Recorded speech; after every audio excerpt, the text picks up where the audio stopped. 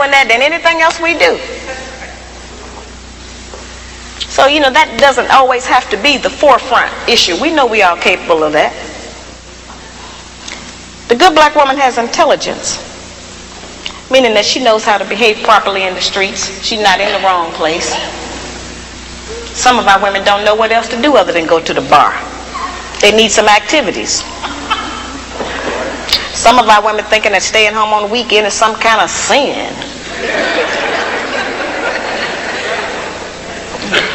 Some of our women think that if they don't have a new outfit to wear every day, that they're going to self-destruct. We have a lot of just that kind of nonsense going. Every time we buy new outfits and clothes or whatever, all we're doing is sending money out of our community. We don't own no clothing store. If the white man closed the shoe factory, we'd all be here barefooted tonight. We don't own no shoe factories. Very base things that we don't own, that we put our money into and demand we have to have them. A lot of times our men look at us and know that he ain't never going to be able to make enough money to give us all of the things we say we want. And don't no man want to be with no woman who he constantly got to deny her the things that she says she wants. That represents failure to him, to have to always, not be able to provide us with what we ask for. One of the ways we can do that is to start being satisfied with less.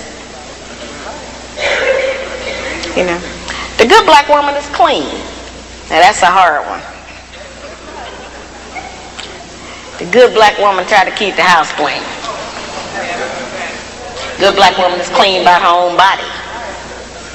A lot of those things we kind of take for granted, but all of our people don't know about that.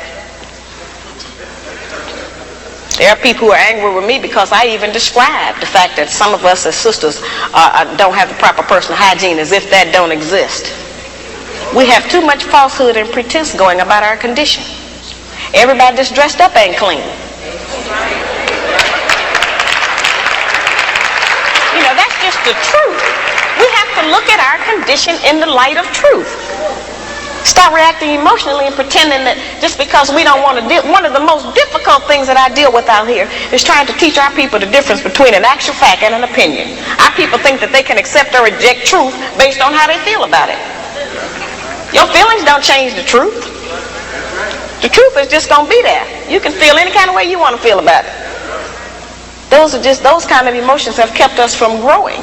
Because anything we don't like, we just reject that and say, well, I don't believe that. That don't mean that it's not the truth. It just makes you a disbeliever. The good black woman practices non-possessive loving. Now, y'all know that's a hard one. Now, envy is wanting what someone else has. And jealousy, of course, is just selfishness. Non-possessive loving is not an easy one for us to practice. And of course I have a lot of sisters and some brothers who are in disagreement with me saying that. But the actual fact is that our men are outnumbered about 5-1. And nature is going to require that the men take responsibility for more than one woman and her children. Most of our men have children by more than one woman anyway. So I don't know why that was such a surprise, allegedly, when I said that.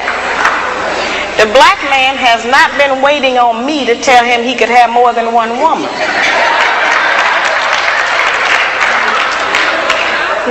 I'm in agreement with the rest of y'all. I don't think he should do that, but I feel like you did. There are some things perhaps about the nature of our man that we have been given some definitions about that are not true.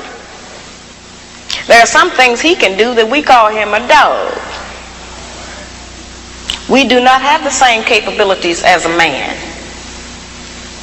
I am not talking about fornication and adultery. That's something else. I'm talking about actual responsibility of fatherhood and husbandhood of another family. That's quite different from fornication and adultery. We don't have the same capabilities of them. That's right. A man can have 2 homes, 2 sets of in-laws. He can eat dinner at 2 houses, 2 sets of children, 2 garages, 2 separate sets of friends attached to that woman. He can have all of that. We can't do that. We can't cook dinner at 2 houses. We can't sleep with one man 4 nights a week and another one 3. Ain't no man gonna agree with that. We can't have one set of children we leave in one place and go and stay in another place and take care of another set. It doesn't work for us. Now that does not mean that we can't have sex with more than one man.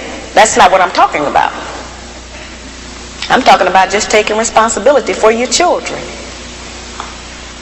Now certainly every man can't take financial responsibility for all of his children. He can do something. But a man who is spending time with a child is going to do something for it. Because then they'll find out what we have since we've been taking care of them by ourselves. You don't like to always say, no, I can't do it. No, I ain't got it. So the children will make you get it up. You spend some time with it. You know, that's an important thing.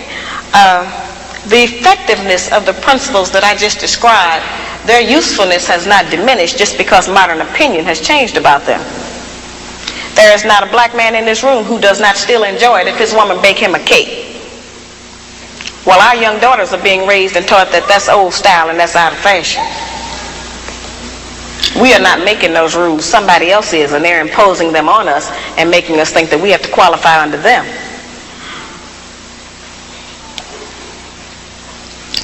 I tell the brothers, just like I tell the sisters, if you have a woman that you've been working with for months or years, and you can't get that woman to get in agreement with your program, then get rid of her and get another one. And I tell the sisters the same thing. If you're with a man you can't agree with, don't make his life miserable. Get with a man you can agree with. But we spend too much time living in hell with each other. We spend too much time tearing each other down, trying to make the other person do different or function different. If you want somebody to change, first change yourself.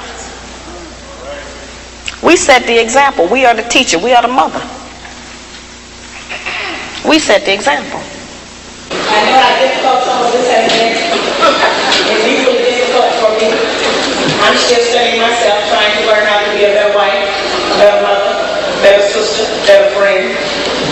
But if we let these ideas go that don't belong to us anyway, we can get our man back. As I said, you have to find all of this history. You got to be strong. You represent strength. You're the only man that God gave us, and I want you. And I want to apologize for how badly we have treated you, and how you have been mistreated, and how we have allowed everyone to come against you. I'm sorry about that. And I want to assure you that I'm going to dedicate the rest of my life to trying to put you back on top in the place where you belong.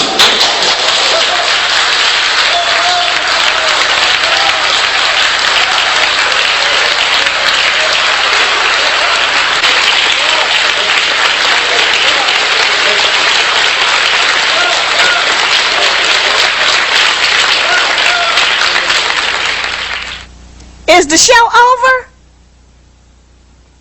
Absolutely.